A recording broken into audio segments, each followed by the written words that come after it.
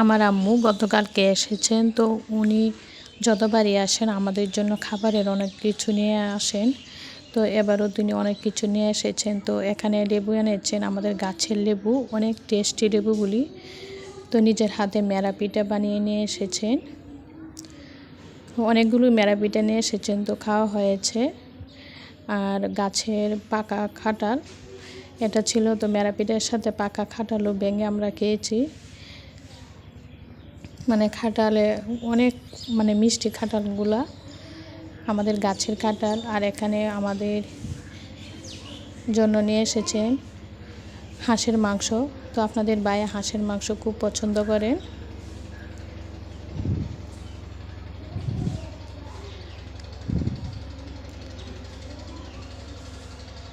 আর অনেকগুলো মিষ্টি আলু নিয়ে এসেছেন। মিষ্টি আলু আমি পছন্দ করি, আমার বাবুরাও পছন্দ করে। তো সাথে আরেকটি কাঁচা কাঁঠাল নিয়ে এসেছে। সবাই পাশে থাকবেন। আল্লাহ হাফেজ।